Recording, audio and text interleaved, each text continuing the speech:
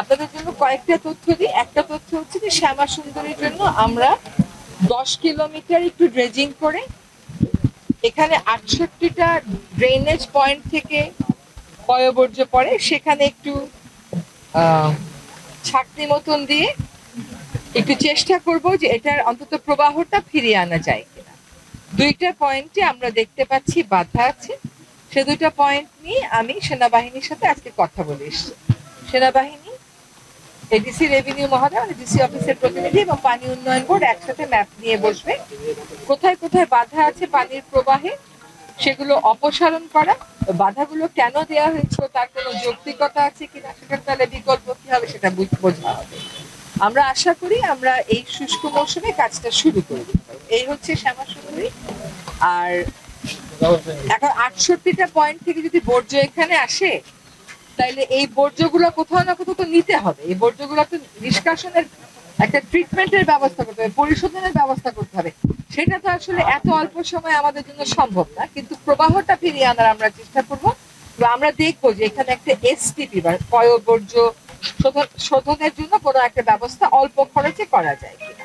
দ্বিতীয় হচ্ছে গোটা উত্তরাঞ্চল নিয়ে আসলে গোটা কোনো একটা এলাকাকে নিয়ে পরিকল্পনা করার এবং বাস্তবায়ন করার সময়টা আমাদের নাই। যে প্রশ্নটা করলেন এটা 5 বছরের একটা সরকারকে করলে ঠিক ছিল। তারপরেও দেখেন এইখানে একটা হাসপাতাল করার কথা বলা হচ্ছে। এইখানে গতবার যখন আমি এসেছিলাম আমাকে বলা হয়েছে 45 কিলোমিটারের ভাঙন, বেশি ভাঙন, সে 45 কিলোমিটার জানি ভাঙনটা প্রতিহত করতে পারি। সেজন্য অর্থ মন্ত্রণালয় থেকে 2 মাসের মধ্যে টাকা ছাড় করিয়ে কাজ শুরু করেছি। 19.5 কিলোমিটার কাজ হয়ে গেছে, বাকি কাজটুকু আমরা এই সামনের মৌসুমে করে ফেলবো। তো আমি আজকে যে কটা জায়গায় গেছি সব মানুষকেই আমি খুশি দেখেছি যে তাদের জমিটা এবার ভাঙে। এখন বড় একটা দাবি হচ্ছে যে একটা পার্মানেন্ট বাঁধ করে দেয়। পার্মানেন্ট বাঁধ করতে যে পরিমাণ সময় লাগে, রিসোর্স লাগে, আমাদের হাতে তো সেটা নেই। আর পার্মানেন্ট বাঁধ আপনাদেরও দাবি, পার্মানেন্ট বাঁধ ফেনীরও দাবি, পার্মানেন্ট বাঁধ শরীয়তপুরেরও দাবি। আমরা একটা দরিদ্র দেশে বসবাস করি। তবে আপনাদেরকে একটা কথা বলি, অনুমোদিত একটা বাজেট আমরা হাতে পেয়েছিলাম, আমরা সেটার ভিত্তিতেই কাজ করেছি।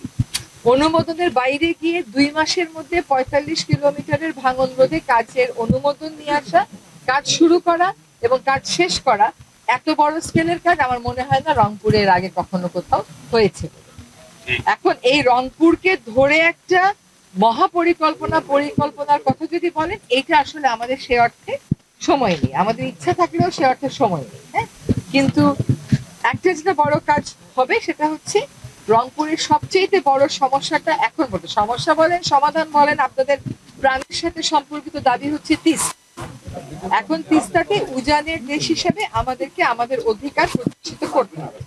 সেই দিকে যেমন আমরা কাজ করছি, ভাটির দেশ হিসেবে আমাদেরকে আমাদের অধিকার প্রতিষ্ঠিত করতে হবে, সেদিকে যেমন আমরা কাজ করছি, একই সাথে ওই অধিকার আমরা যতক্ষণ পর্যন্ত ঠিক মতন এস্টাবলিশ করতে না পারি ততক্ষণ পর্যন্ত যাতে এই ভাটির এলাকার মানুষের কষ্ট না হয়, তাদের জন্য বারবার বন্যা, বারবার নদী ভাঙন, বারবার সেচের পানি না থাকার কষ্টে পড়তে না হয়, সেজন্য চীন সরকারের সাথে আমরা কথাবার্তা বলেছি। একটা পরিকল্পনা অনেকদিন যাবৎ আলমারিতে তোলা ছিল, ওটা বের করে পরিকল্পনা আপনাদের 5টা জায়গাতেই কিন্তু এসছে, চীনারা নিজেরা এসছে, আপনাদের সাথে কথা বলেছে, আপনাদের মতামত নিয়েছে, ওইগুলি সন্নিবেশ করে পরিকল্পনাটাকে সংশোধন করে আমরা পরিকল্পনা কমিশনে পাঠিয়েছি। ওরাও হয়তো এই সপ্তাহের মধ্যেই পাঠিয়ে দিবে সরকারের আরেক স্তরে। ওইখান থেকে ধরেন যদি অনুমোদন হয়ে যায়, তারপর যারা চীনা প্রতিষ্ঠান আছে তারা ডিজাইন করবে, নকশা করবে, তারপরে চীনের সাথে আমাদের এই পরিকল্পনাটা আমরা চূড়ান্ত করতে পারবো। এটা কিন্তু অনেক বছর যাবৎ ঝুলে থাকা একটা কাজ, যেটা আমরা একটা চূড়ান্ত পরিণতিতে আনবার জন্য কাজ করি।